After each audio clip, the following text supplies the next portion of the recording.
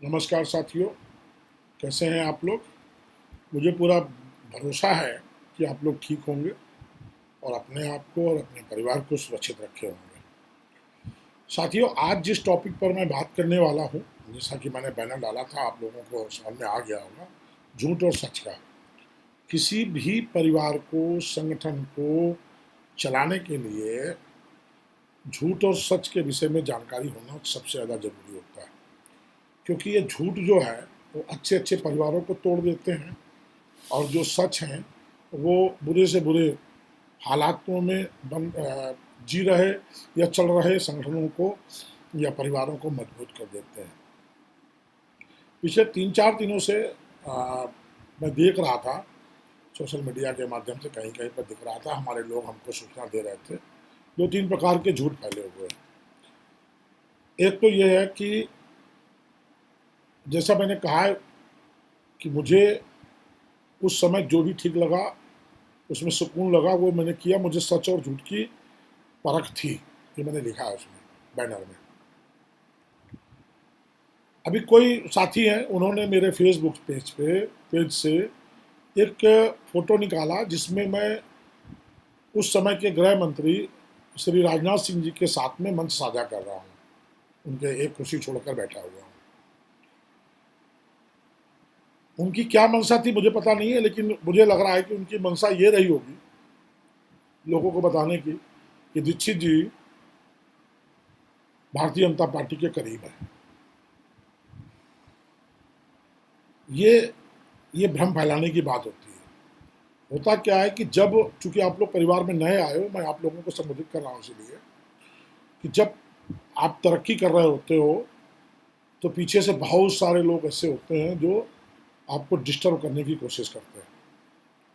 और उस डिस्टर्बेंस में मैं डिस्टर्ब होने वाला नहीं हूँ, क्योंकि मैं तो कोई गलत हूँ नहीं।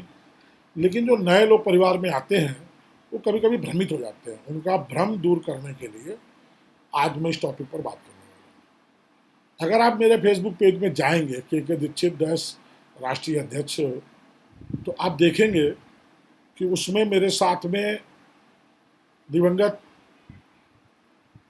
दिल्ली की पूर्व 3 बार की मुख्यमंत्री रही शीला दीक्षित जी के साथ में भी फोटो हैं। तत्कालीन प्रधानमंत्री श्री मनमोहन सिंह जी के साथ में भी फोटो हैं। उस समय के राष्ट्रपति, महामहिम राष्ट्रपति स्वर्गीय एपीजे अब्दुल कलाम के साथ में भी हमारी फोटो हैं। तो उस समय जदयू के बड़े नेता हुआ करते थे श्री शरद यादव जी, उनके साथ भी मैं बैठा हुआ हूँ, वो मुझे जूस पिला रहे हैं। कभी कभी जो आंखों में दिखता है वो सही नहीं होता है, या उसके पीछे का उद्देश्य जो है उसको बदल कर लोगों को भ्रमित किया जाता है। 2016 में जबकि फोटो राजनाथ सिंह जी के साथ की है, उस समय हम लोग लखनऊ में बड़ा धरना कर रहे थे। हमारे जो प्रदेश की टीम है वो एक बड़े धरने पर लगी हुई थी। एक बड़े धरने पे लगकर वो लोग काम कर रहे थे वहाँ पर जो है, और ये कह रहे थे कि हम अखिलेश सरकार के खिलाफ जो विकलांगों के हक अधिकार उनको लेकर रहेंगे। रोड जाम, भूख हड़ताल सब कुछ चल रहा था। उस समय बीजेपी की सरकार यूपी में नहीं थी, बीजेपी विपक्ष में थी। अगर मुझे विधानसभा में विकलांगों के सवालों को उठवाना है तो मैं किसके पास जाऊंगा? स्वाभाविक है कि मैं विपक्ष के से संपर्क करूंगा कि आप हमारी बात को रखिए। हम मंच में उनके साथ शामिल हुए, कार्यक्रम था, वहाँ विकलांग भी थे, सब थे, और हमने वादा किया, उन्होंने हमसे वादा किया कि हम विकलांगों की आवाज़ उठाएं। हालांकि उठाया नहीं, हालांकि उठवाई नहीं। इसी प्रकार से मान लीजिए शीला दीक्षित जी के साथ में हमारी फोटो है। 3 बार की मुख्यमंत्री रही हैं। उस समय मैं पीक में था, राजनीति विकलांगों की बहुत तेज़ी से कर रहा था। कभी विकलांगों की पटरियाँ उखाड़ी जा रही थी, जो पटरियों में दुकान लगाते हैं, कभी उनको कोई सामान नहीं मिल पा रहा था। फिर विकलांगों ने बैटरी रिक्शा खरीदा, उस समय परमिशन नहीं थी, परमिशन दिलवाने का काम उनको दिलवाना कि भाई ये करना। वो मैं, उनसे मेरे अच्छे संबंध थे, बहुत अच्छा प्यार करती थी। वो इसीलिए सिर्फ प्यार करती थी क्योंकि मैंने कभी अपने लिए उनसे कुछ नहीं कहा। जब भी कहा तो दूसरों के लिए कहा, और ये बात की तारीफ वो लोगों के बीच में किया भी करती थी कि ऋषि जी से मैं इसलिए प्रभावित हूँ क्योंकि इन्होंने कभी अपने लिए नहीं कहा कि मेरे लिए एक दुकान करवा दीजिए या मुझे दे दीजिए। जब भी आते हैं तो 10 लोगों की समस्याओं को लेकर आते हैं और मुझे बड़ी इज्जत मिलती थी उनके ऑफिस में जाकर। उनके घर भी मैं जाता था, वहाँ भी मुझे बड़ी इज्जत मिलती थी। इसीलिए केवल जब आपकी नीयत साफ हो, सामने वाला कोई भी बेवकूफ़ नहीं है, सब समझदार है, हर कोई समझदार है। वो चेहरा देखकर और बातचीत सुनकर समझ जाता है कि ये बंदा अपने लालच में है या लोगों का कल्याण कराना चाहता है। अगर मेरी फ़ोटो शरद यादव जी के साथ में है तो मैं खुद 12 दिन के भूख हड़ताल पर जंतर मंतर में था। शरद यादव जी उस समय लोकसभा के सांसद थे। लोगों ने उन तक बात पहुंची, वो बड़े प्यार से मेरा अनशन तुड़वा कर और मुझसे ये कहने आए कि लोकसभा में मैं विकलांगों की बात उठाऊंगा, और उठाया भी उन्होंने। ये बात है 2007 के आसपास की। अब मेरी प्रधानमंत्री मनमोहन सिंह जी के साथ भी फोटो है उनके घर में, तो क्यों नहीं होगी। मैं विकलांगों की समस्याओं को लेकर उनसे मिलूंगा तो फोटो भी खींचेगी, और ना मिलूं तो बुराई कि आप राजनीति विकलांगों की नेतागिरी कर रहे हो और आप प्रधानमंत्री तक हमारी बात नहीं पहुंचा रहे। तो प्रधानमंत्री तक बात पहुंचाने के लिए प्रधानमंत्री से मिलना पड़ेगा। प्रधानमंत्री को पत्र लिखा, उन्होंने हमारे कद को समझा और हमसे मिलने का हमें टाइम दे दिया। यही महामहिम के साथ था। हमने आपको 2-3 दिन पहले बताया था वीडियो में कि हमारे उत्तर प्रदेश के प्रदेश अध्यक्ष प्रमोद मिश्रा जी उस समय प्रदेश अध्यक्ष थे। वो पदयात्रा लेकर आए, सामाजिक न्याय यात्रा के नाम से। सैकड़ों विकलांग साथ में था।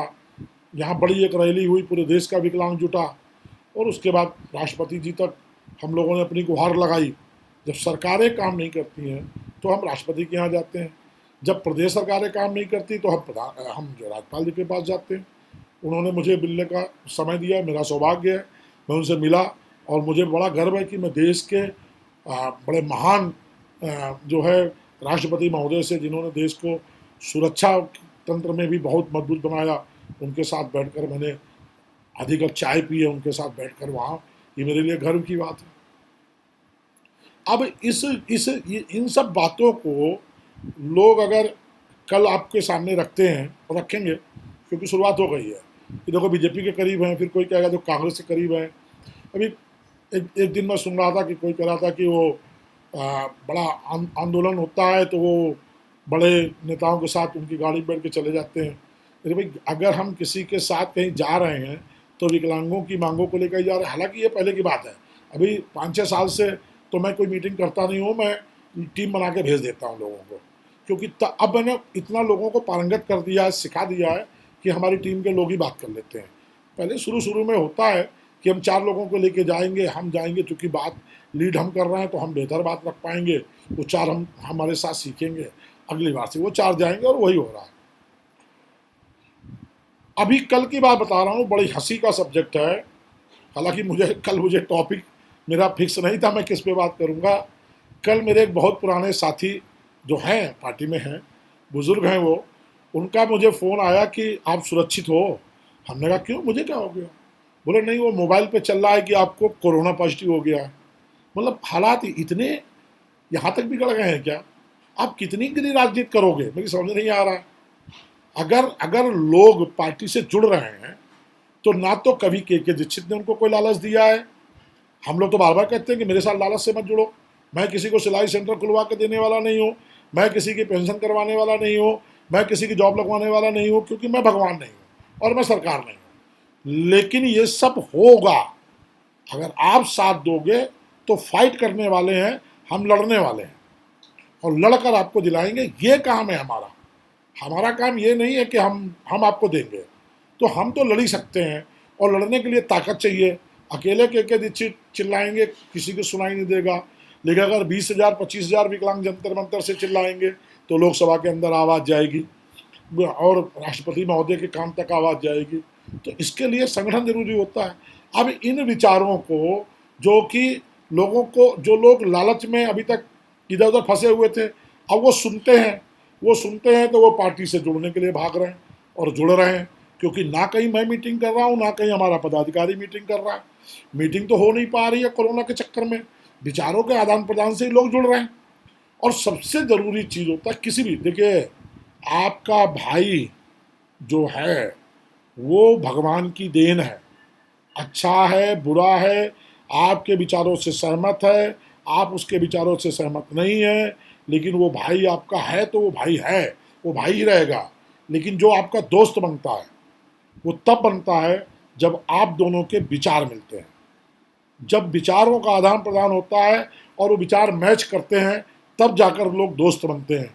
और वो दोस्त भाई से भी बड़े हो जाते हैं। कभी कभी का अक्सर वो दोस्त भाई से भी ज़्यादा, मतलब भाई फिर वो परिवार का एक अंग हो जाते हैं। तो ये विचारों के ये महत्व है।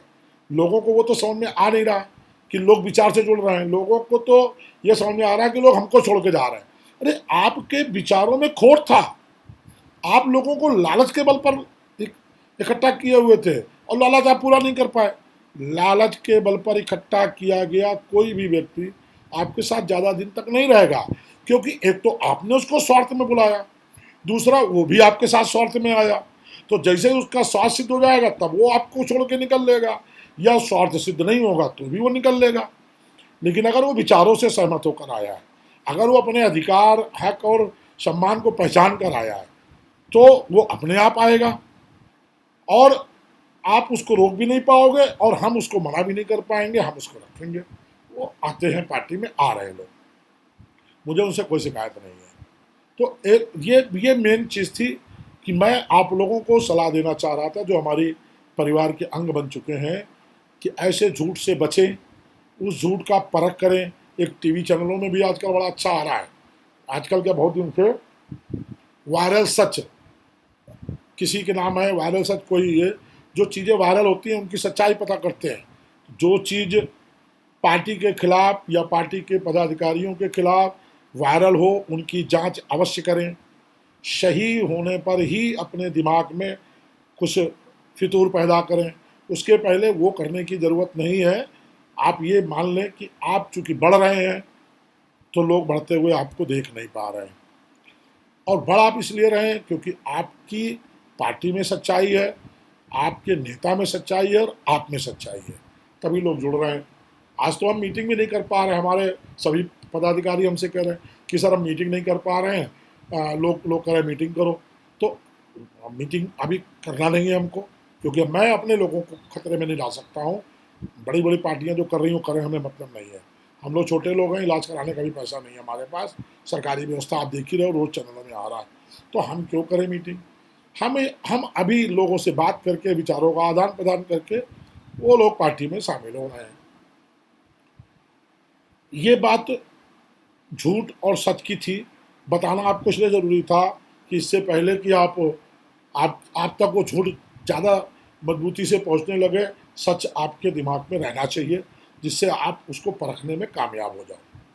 क्योंकि ये चलता आ रहा है, कम से कम 90-95 से, जब से विकलांगों में जागरूकता आई, ये चलता ही आ रहा है कि लोग जुड़ते हैं और उसके बाद में फिर वो अलग अपने जो नेता होते हैं उन्हीं की बुराई करके फिर वो अलग हो जाते हैं। 10-5 अपने मानसिकता के लोग उनको भी स्वार्थ में वापस वहाँ से ले लेते हैं।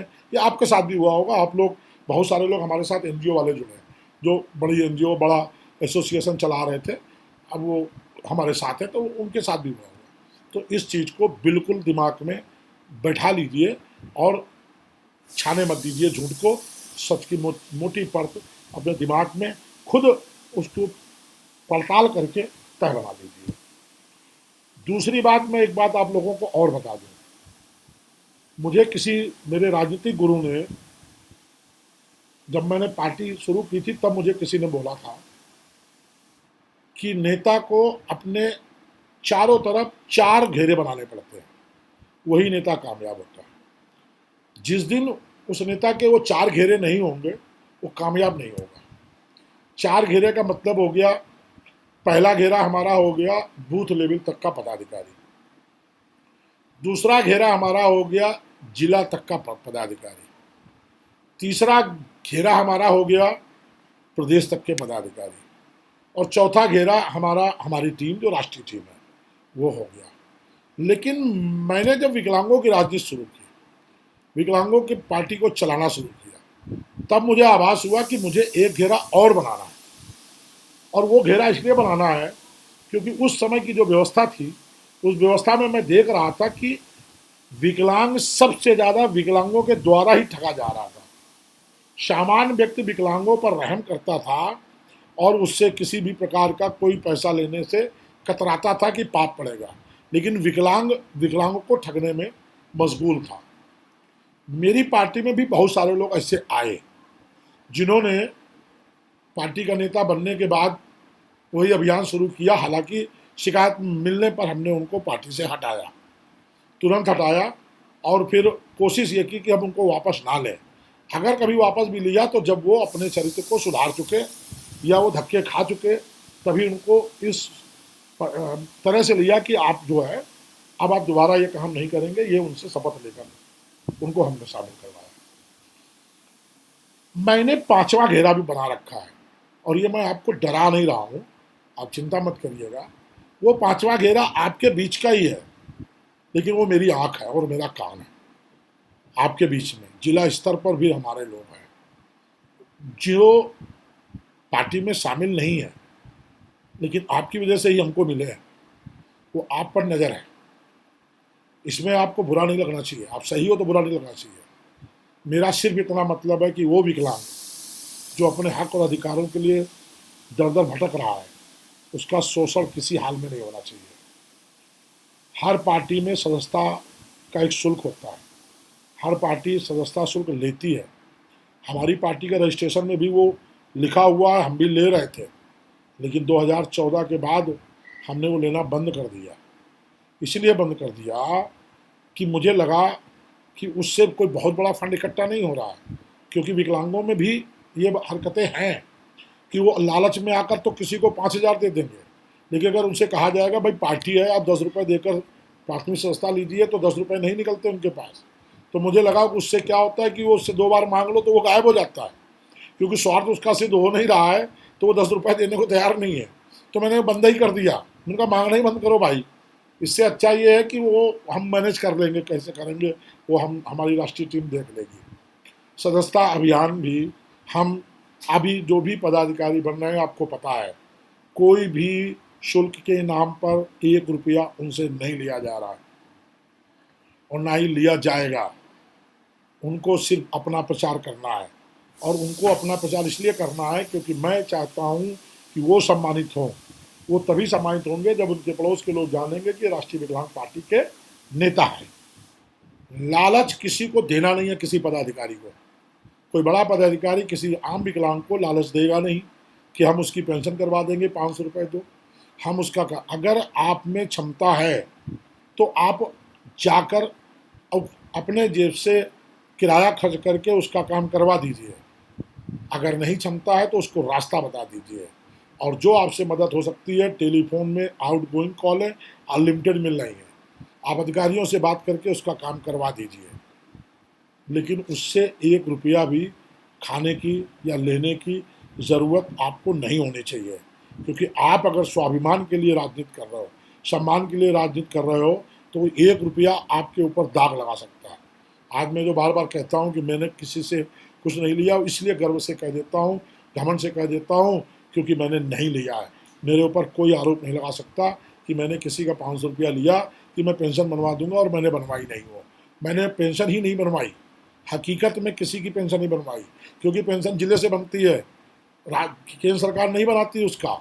मैंने जिले के अधिकारियों को टेलीफोन किया और उसको भेज के उसके काम करवा दिए और काम किया। हमारा जिला पदाधिकारी हुआ, उसको बोल दिया और वो काम हो गया। अभी देखिए, एक मामला था पंजाब का, पठानकोट का, एक मामला था हमारे नए पदाधिकारी का। प्रदेश अध्यक्ष ने एसपी से बात किया, एसपी ने डीएसपी को फोन कॉल किया, डीएसपी ने प्रदेश अध्यक्ष को कॉल किया, मामला पूछा और उसको रफा दफा करवा दिया। खुद एसएचओ उसके घर जाके विकलांग के उसके मामले को ख़त्म करवाया, उसकी समस्या को निस्तार कराया। हम लोग इस टाइप का काम करने वाले लोग हैं। हम आपके साथ जा नहीं पा रहे हैं, इसके लिए आप बुरा मत मानिए। आपका काम हो रहा है, बस आप ये देखो। आप ये मत सोचो कि लो हमने कहा था चलो मेरे साथ, तो गए नहीं। आपको जाने से ले जाने से मतलब नहीं होना चाहिए, आपको आपका काम होने से मतलब होना चाहिए। हम आपका सम्मान बनाने के लिए हैं, स्वाभिमान बनाने के लिए हैं, और दिन दूर नहीं है जब हम आपको इस काबिल बना देंगे कि आप अपना काम तो कराओ जायज़, और दूसरों का भी जायज़ काम कराओ। नाजायज़ काम में न मैं कोई दखल दूंगा, न मेरा कोई पदाधिकारी दखल देगा। आपकी कोई मदद नहीं मिलेगी। लेकिन जायज़ काम में आपका सम्मान नहीं जाने दिया जाएगा। ये पार्टी का अभियान चल रहा है और संकल्प चल रहा है। कानून तो सर ज़मीन पर आने दीजिए, जिसकी लड़ाई के लिए आप जागरूक हैं, आप जुड़ रहे हैं, ताकत बना रहे हैं। आएगा, जब कोरोना हल्का होगा हम लोग ऐसा चिपकेंगे, ऐसा बैठेंगे कि सरकार को मजबूरी हो जाएगी उसको करने में। जैसे ही हमारा कानून ज़मीन पर आया, हमारे अधिकार मिलने शुरू हो जाएंगे। निराश होने की ज़रूरत नहीं है, उदास होने की। कुछ जगह से फ़ोन आ रहे हैं कि सर कोई संगठन चला रहा है कहीं किसी प्रदेश जिले में, वो कह रहा है मैं राष्ट्रीय विकलांग पार्टी को यहाँ घुसने नहीं दूंगा। अरे भाई, रोक सकते हो तो रोक लो। अगर रोक सकते हो, आप विचारों को नहीं रोक सकते हो। आप कितने भी ताकतवर हो, आप विचारों को नहीं रोक सकते हो। गांधी जी को मार तो दिया गया, लेकिन उनके विचार अभी तक जिंदा है। आप हमें कुछ भी कर सकते हो, लेकिन मेरे जो विचार हैं, जो मेरी भावनाएं हैं, जो पार्टी की नीतियां हैं, आप उनको आम विकलांगों तक पहुंचने से रोक नहीं पाओगे। और जैसे ही उनके कान में वो बात पहुंचेगी, वो फट से निकल कर राष्ट्रीय विकलांग पार्टी में होंगे। आप बांध नहीं पाओगे उनको, आप में क्षमता नहीं है। मैं आपको चैलेंज करता हूँ, आपको क्या, मैं सरकार को चैलेंज करता हूँ। सरकार भी नहीं रोक सकती है। किसी विकलांग का अगर मन बन गया है कि राष्ट्रीय विकलांग पार्टी में उसका स्वाभिमान जिंदा होना है, उसके स्वाभिमान को बढ़ोतरी मिलनी है, तो सरकार भी उसको राष्ट्रीय विकलांग पार्टी में आने से नहीं रोक सकती है। क्योंकि इनकम टैक्स का छापा तो आप हमारे विकलांगों पे डलवा नहीं सकते हो, सीबीआई का रेड आप डलवा नहीं सकते हो, क्योंकि वो बेचारे इतना कमाए ही नहीं है, इतना कमाते ही नहीं कि आप उन पर रेड डलवा के उन पर दबाव बना सको। तो ये तो भ्रम दूर कर दीजिए महानुभाव। जो लोग ये कह रहे हैं कि मैं राष्ट्रीय विकलांग पार्टी को यहाँ आने नहीं दूंगा, ये भ्रम अपने दिमाग से हटा दीजिए, बिल्कुल हटा दीजिए। आप रोक नहीं पाएंगे। वो सैलाब बन गई है राष्ट्रीय विकलांग पार्टी। अब पहले हवा चल रही थी राष्ट्रीय विकलांग पार्टी की, लेकिन अभी हमारे मजबूत कार्यकर्ताओं ने, मजबूत पदाधिकारियों की मेहनत से इसको तूफान बना दिया है। और तूफान रोके नहीं जाते हैं, तूफान से बचने की कोशिश की जाती है। आप संभलो, या सुधर जाओ, या पार्टी में आओ, या साइड हो जाओ। पार्टी को जाने दीजिए, वो अपना काम करने दीजिए। आपके काम में मैं दखल नहीं दे रहा हूँ, आप मेरे काम में दखल मत दो। नहीं, अगर हमने दखल देने का सोच लिया तो बड़ी मुश्किल खड़ी हो जाएगी। क्योंकि आपको भी पता है कि मुश्किल खड़ी हो जाएगी। आपके साथ बात हुई है हमारी, हम जानते हैं आपकी नीयत को, और आप हमारी नीयत को जानते हो, सच्चे और झूठे को भी जानते हो। जब इसलिए टांग मत खींचो, अब रुकने वाली नहीं है ये स्पीड। राष्ट्रीय विकलांग पार्टी रुकने वाली नहीं है, वो बढ़ेगी, बढ़ती जाएगी। विकलांगों के हक और अधिकारों की लड़ाई में किसी ने भी रोड़ा अटकाने की जरूरत की तो विकलांग उससे खुद निपट लेगा, मुझे ज़रूरत नहीं पड़ेगी। इज्जत इसी में है आपकी कि आप भी उस लड़ाई में सहभागी बनो। मैंने 5-6 बार हाथ जोड़ के निवेदन किया है कि भाई, अगर नहीं लड़ सकते हो साथ में तो डिस्टर्ब मत करो, या खुद कहो खुलकर सामने आकर।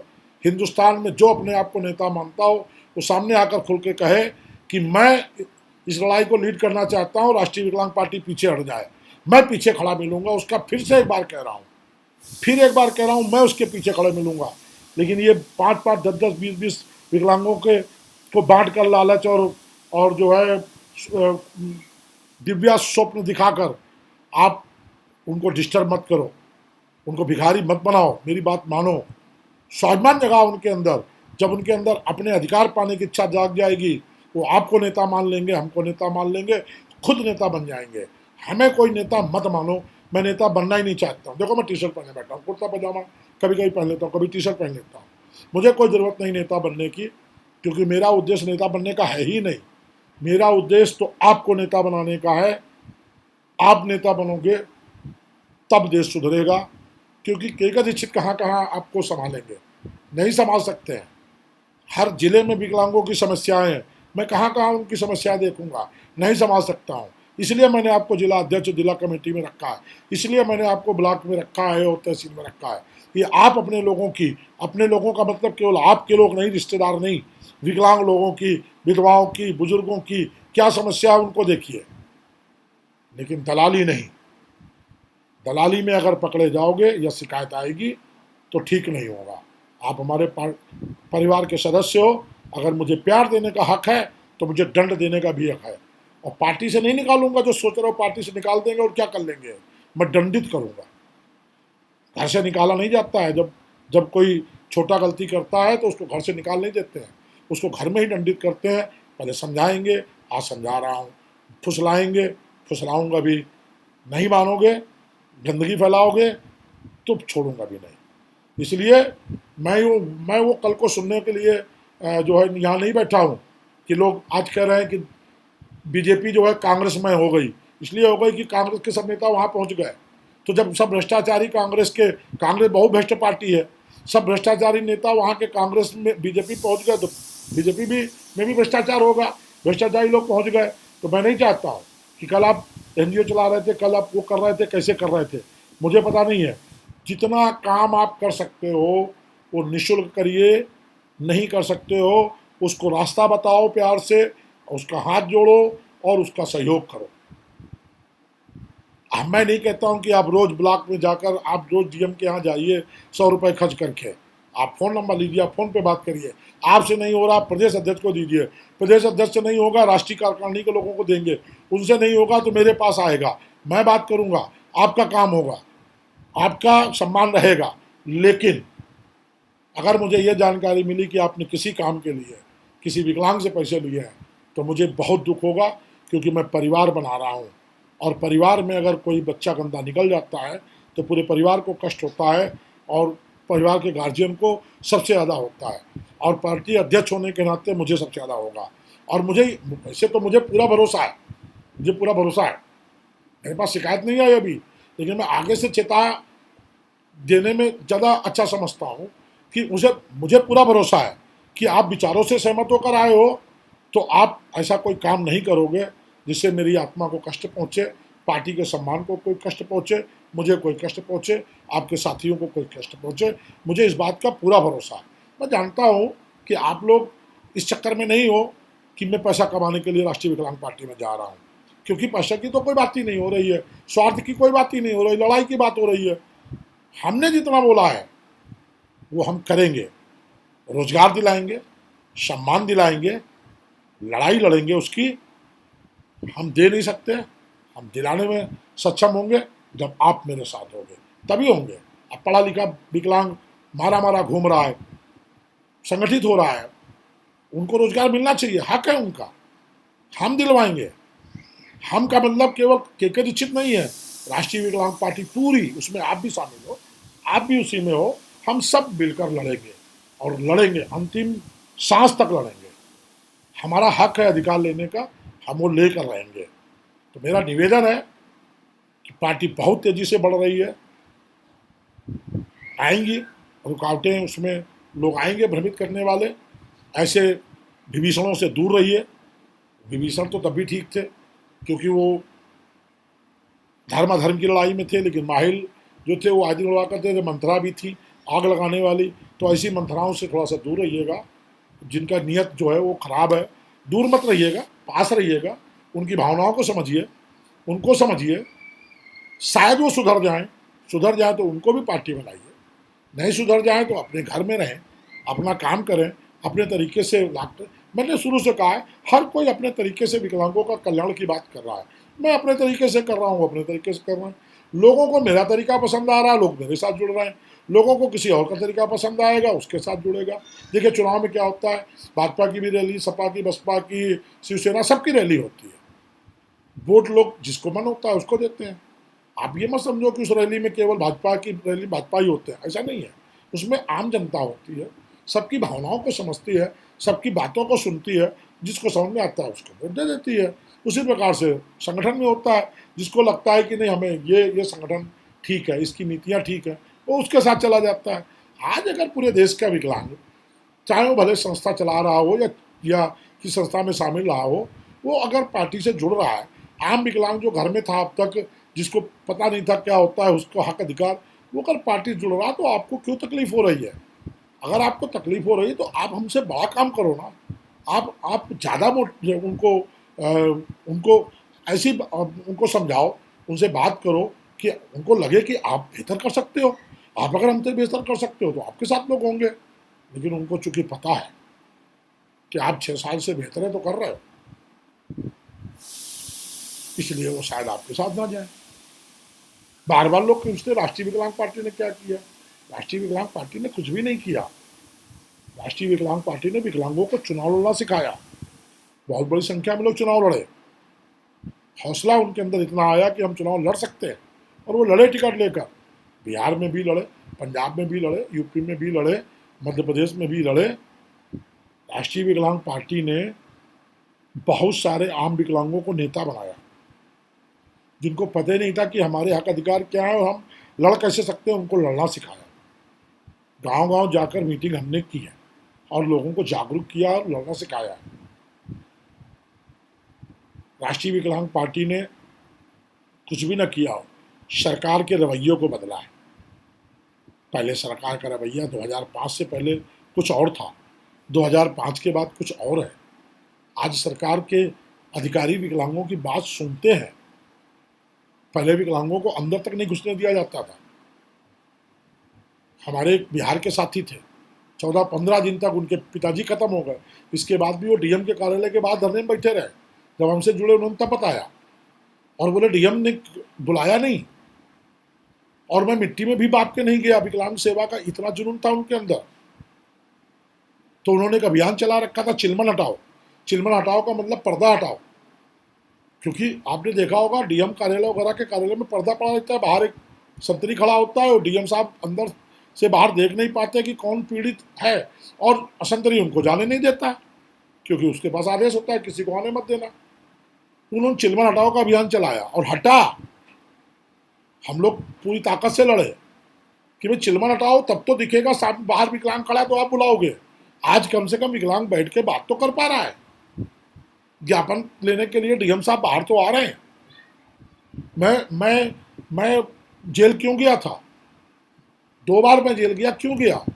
पहले मैं यहाँ गया दिल्ली में, तिहाड़ जेल में, नहीं बाद में यहाँ गया। पहले मैं गया जमशेदपुर में, झारखंड सबसे उपेक्षित।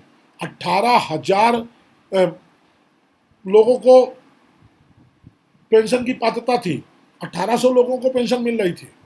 मेरे प्रदेश अध्यक्ष ने मुझे वहाँ बुलाया, धरना चल रहा था, बहुत सारे विकलांगों का धरना था। मेरी शाम की ट्रेन थी, मुझे वापस निकलना था, फिर भी मैंने कहा धरना हो ले। वहाँ पर देखा वो धरने में बैठे हैं और उपायुक्त महोदय ऊपर दूसरी मंजिल पर उनका ऑफिस था, ना रैंप थी ना तो लिफ्ट थी कि ऊपर जाए। नेशनल बिल्डिंग कोड का सीधे सीधे उल्लंघन था। मुझे गुस्सा आ गया, हमने नारेबाजी तेज करवा दी। मीडिया आ गई, मीडिया से बात हुई तो मीडिया ने सवाल शुरू किए। वो ऊपर से नीचे आ गए, उन्होंने कहा विकलांग राज, विकलांग उन्होंने शब्द लिया नहीं नाम, उन्होंने बोल दिया लंगड़ा लूला, अब राजनीति करेगा। मुझे गुस्सा आ गया, मेरा हाथापाई हो गई। हाथापाई हो गई तो हम लोग गिरफ्तार हो गए। कोई बात नहीं, 11 दिन जेल में रहे, डेली अखबारों में आया वहाँ, लेकिन स्वाभिमान खत्म नहीं होने दिया। और आप बिलीव नहीं मानोगे, पहली बार मिले हुए लोग थे झारखंड में, हजारों की संख्या में लोग थे, सैकड़ों की संख्या में लोग जेल गए।